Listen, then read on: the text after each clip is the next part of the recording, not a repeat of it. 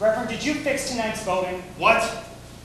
Before the meeting, did you already know how the town council was going to vote? Ren, you're too young to understand what dangers exist in the world. Maybe, but you still haven't answered my question. Ren, this is more than a question of a dance.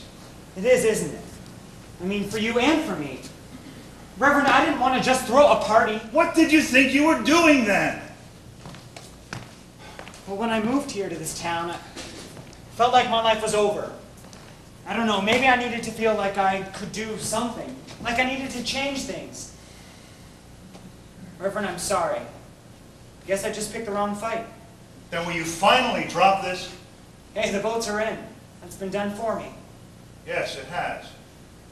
Now, if you will please excuse me. But just one more question, sir.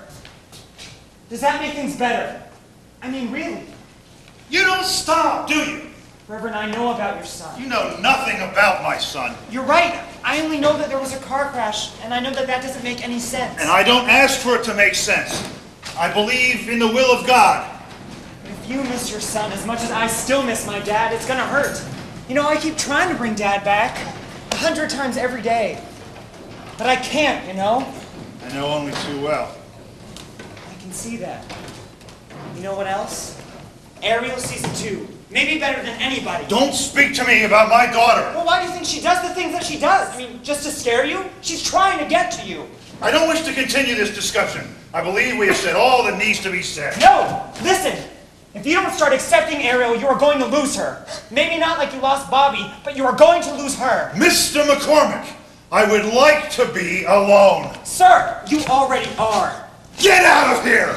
Get out! Oh yes, he has all the answers. He's gonna set me straight. How can he presume to know what I've been through? He hasn't got a clue. But how could anyone, unless they've had a son, as perfect as a child could be, the best of all the best in me, my brush with immortality, my kid.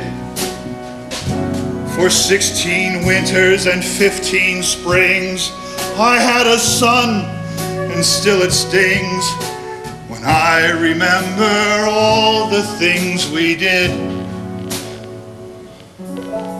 me and my kid.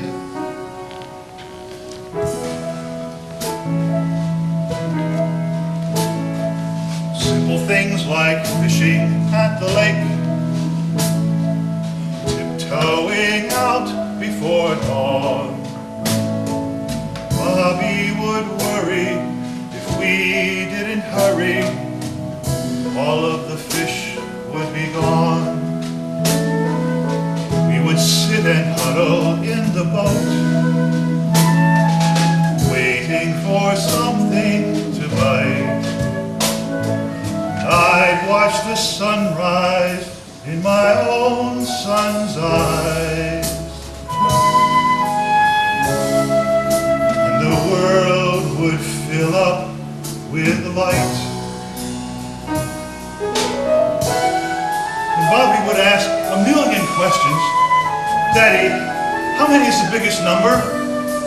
Or Daddy, why do I have a thumb? And I confess, I didn't always have the answers.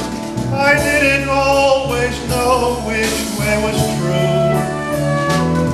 Nevertheless, I always tried to lead with love. It's all that any father can do. As the years went by, we had our differences, but who doesn't?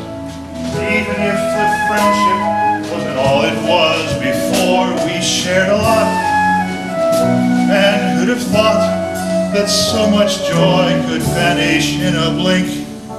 Whoever stops to think, and in that final moment, who knows what went wrong? The questions come too late and linger far too long, and I confessed I don't always have the answers. I don't always know which way is true. Nevertheless, I've always tried to lead with love. That's all that any father can do. Now look, what do I do? This boy comes to me, this fatherless child. I scoff at his pain and I send him away. My daughter speaks up and I shout her down. I won't hear a word of what she has to say. My wife sends her back and I turn my back. I send her to bed without even a kiss. Can my God forgive the things I have done while I've tried forgetting how much I'm still missing my son?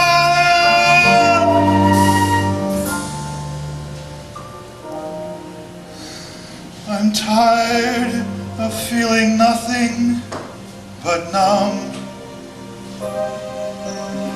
Maybe the time has come to finally let the world in. But how do I begin?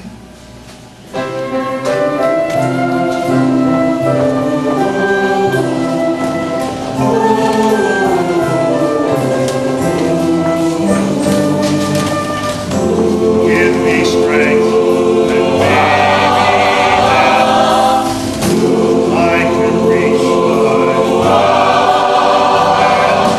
so we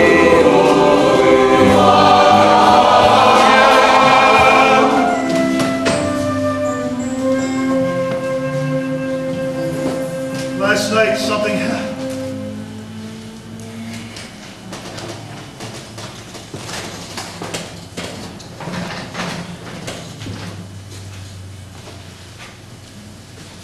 Last night, something happened that hasn't happened in a very long time. I changed my mind. It was a terrifying moment, but it was exhilarating. This morning I offer you the same opportunity. Our senior class has asked permission to hold a dance. Ren, I think that might be a good idea.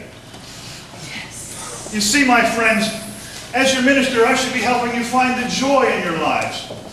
I haven't been doing that. We have, all of us, and I include myself in that number, we've been holding on to a memory that has only caused us pain. That memory has brought us sorrow.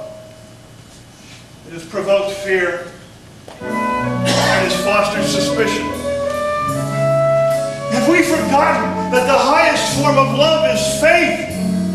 And if we don't start trusting our children, how will they ever become trustworthy? And I confess, I don't always have the answers. I don't always know which way is true. Nevertheless, I always try to lead with love. Please join me in asking our Lord to guide and protect our children.